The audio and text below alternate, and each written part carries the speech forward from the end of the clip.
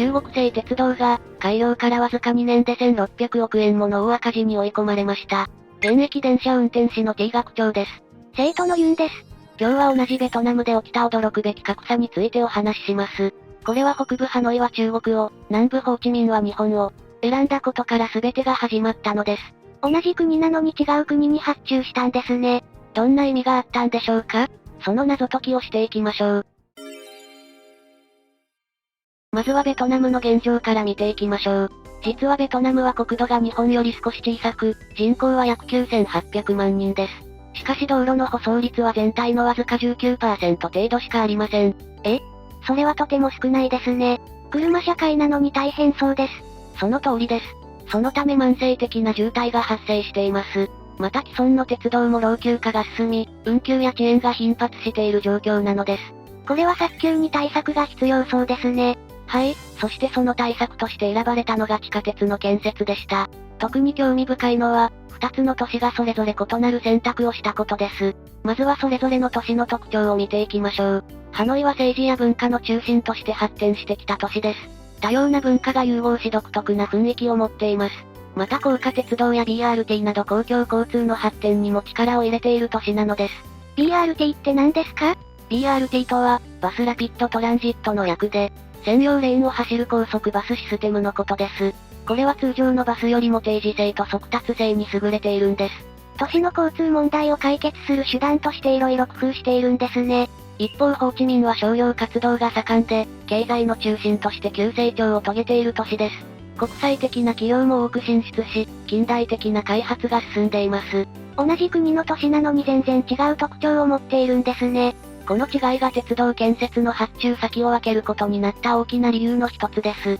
加えて地理的な特徴も重要な要因でした。地理的な特徴も関係があるんですか？はい、ハノイは中国との地理的な近さから、資材や技術者の調達が比較的容易でした。また急速な発展に対応するため、できるだけ早く、そして予算を抑えて鉄道を建設する必要がありました。なるほど、それで中国を選んだんですね。でもホーチミンはなぜ日本だったんですか？ホーチミンは経済の中心としてより長期的な視点で選択を行いました。日本は単なる車両提供だけでなく、インフラ整備からメンテナンス、人材育成まで包括的な支援を提供できる点を評価したのです。包括的な支援って具体的にはどんなものなんですか？例えば駅の設計から建設、信号システムの導入運転士の教育、さらには駅周辺の街づくりまでを一体的に支援できます。これは JICA という日本の政府機関による支援があったからこそ可能だったのです。それぞれの都市の目的に合わせて最適な選択をしたということですね。その通りです。そしてさらに興味深いのはベトナム政府の外交的な思惑です。実は中国と日本という、二つの大国との関係バランスを保つという意図もあったんです。これは小国が大国との関係を築く際によく見られる戦略なのです。外交関係まで考えていたんですね。でもこの選択は本当に正しかったんでしょうか？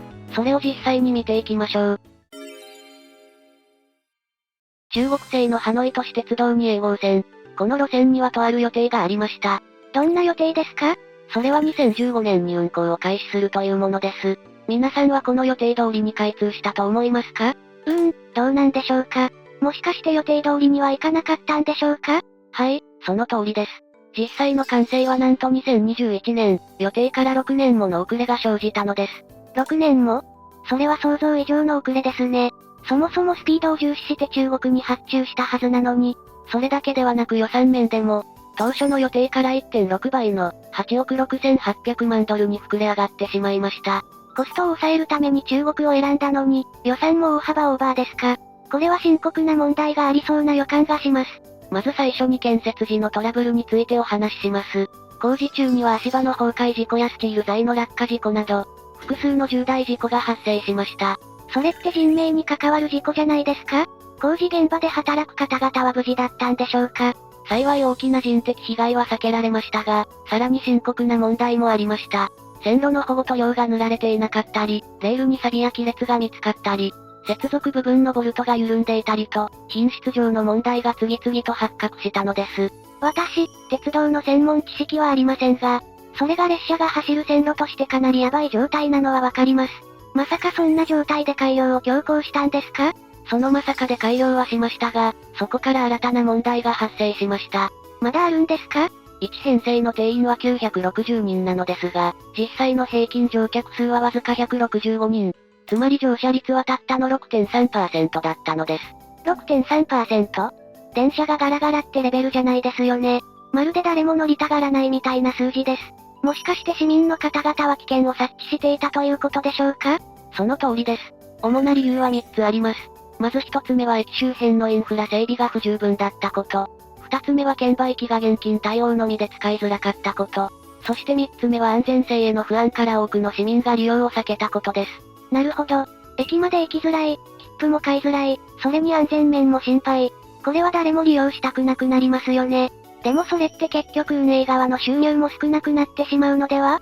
はい、開業初年度から約25億円の赤字を計上し、コロナウイルスの影響も重なって、累計赤字は約80億円にまで膨れ上がってしまいました。80億円？私の想像をはるかに超える金額です。ハノイ市の財政が心配になってきました。そもそも当初はどんな約束だったんですか？中国は、設計、調達、建設を一括して請負 EPC 契約方式で、低コストかつ迅速な建設を約束していました。しかし土地収用の難航や工事業者への支払い遅延、技術書類の未完成など、次々と問題が発生したのです。まるで安かろう悪かろうという言葉がぴったりですね。これって結局安さとスピードを追求しすぎて、大切なものを見失ってしまった感じがします。その通りですね。試運転でも車両の動きが遅すぎて運行に適さないという深刻な問題が発覚し、さらには国家会計監査委員会から複数の違反を指摘され、品質管理の不備も次々と明らかになったのです。これだけの問題があると市民の皆さんの不安も大きそうですね。ただ興味深いことに同じベトナムの南部では、全く異なる状況が生まれていました。あ、そういえば、ホーチミンの日本製鉄道の方はどうなったんですか？では日本が手掛けた都市鉄道プロジェクトについて見ていきましょう。ホーチミン市の日本製鉄道。ここには建設の段階から日本の魂が込められていました。具体的にどんなところに現れているんですか？最も特徴的なのが、シールド工法という特殊な工法を採用したことです。これは地盤沈下から歴史的建造物を守るための工夫なのです。シールド工法ってどんな工法なんですか？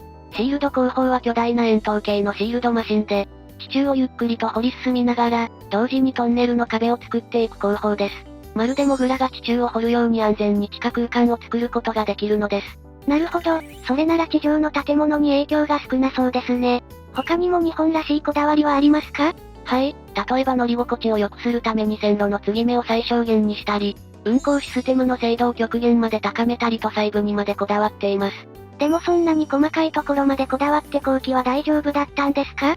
実は工期の遅れという課題はありました。しかしそれ以上に安全性を重視した設計が評価されています。特に日本の新幹線が、60年間で乗客の事故死者数ゼロを達成している実績が、ベトナムでも大きな信頼を集めているのです。60年間で死者ゼロ？それはすごい記録ですね。どうやってそんな高い安全性を実現しているんでしょうか？それは信号システムや運行管理システムに最新技術を導入し、人的ミスを防ぐ工夫を徹底しているからです。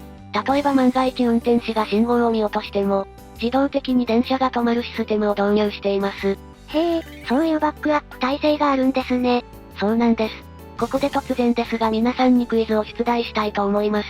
日本の新幹線は1日に何本走っているでしょうか？ 1、約200本。2、約400本。3、約800本。たくさん走っているイメージはありますが、東海道新幹線だけでも、のぞみ、ひかり、こだまがありますし、1、約200本でしょうか？正解は3の約800本です。これだけの本数を走らせながら、開業以来乗客の事故死者数ゼロを維持しているのです。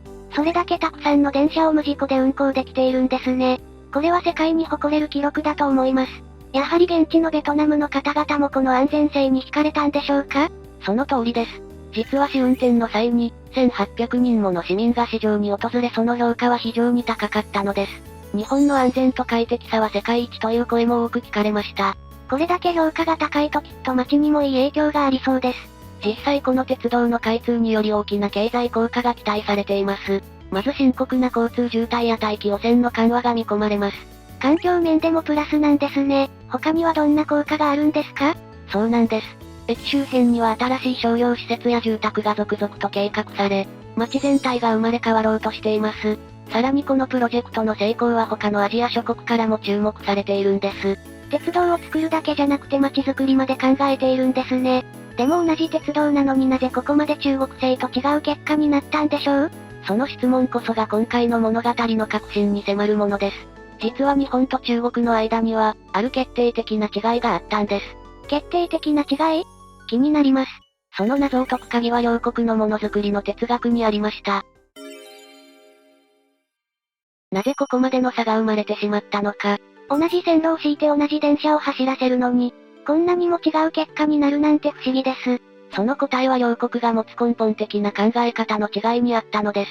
具体的にどんな違いがあるんですか？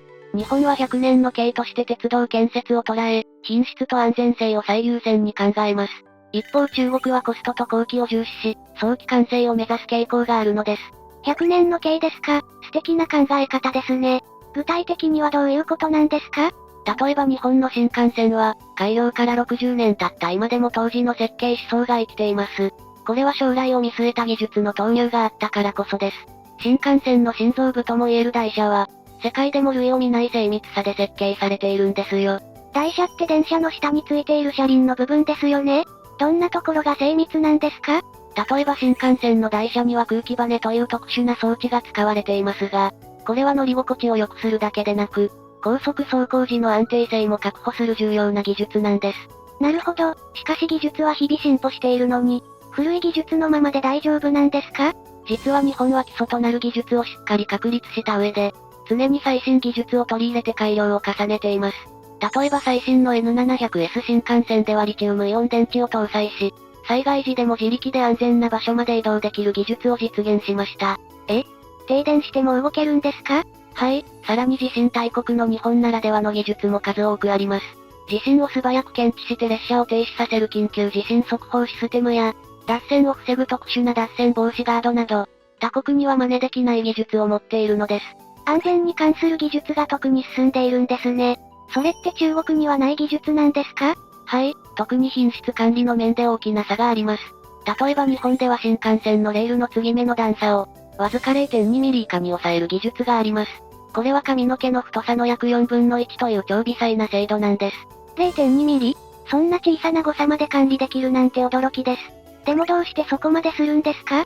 実はこの微細な段差が、乗り心地や安全性、さらには車両の寿命にまで影響するからです。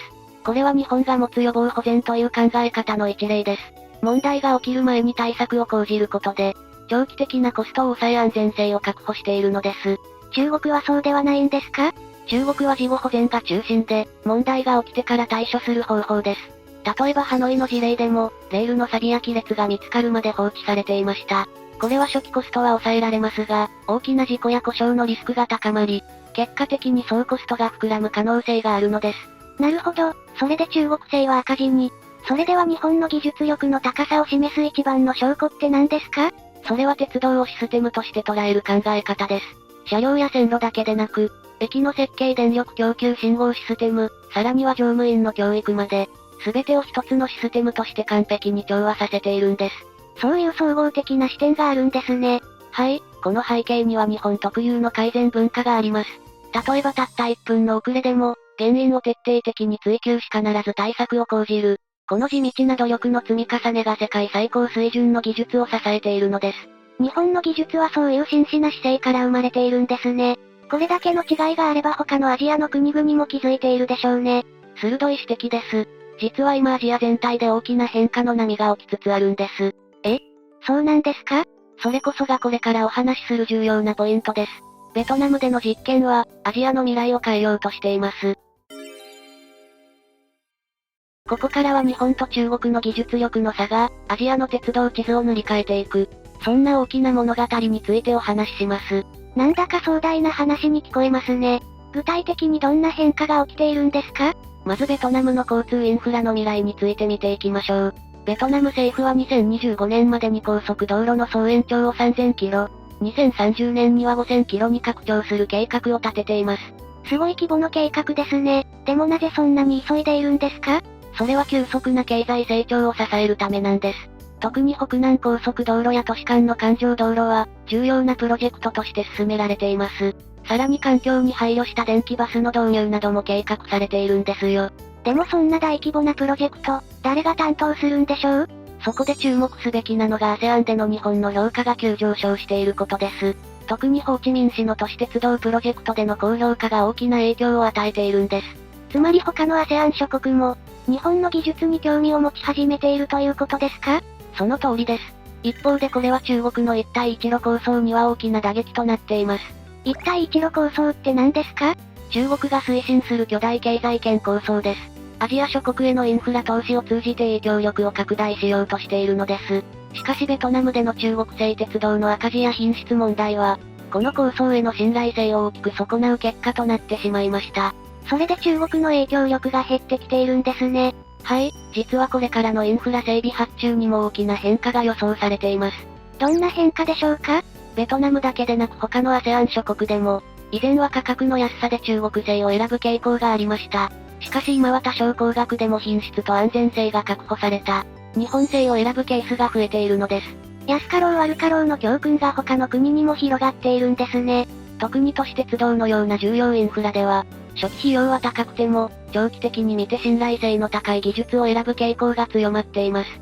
これは日本のインフラ輸出にとって大きなチャンスとなるでしょう。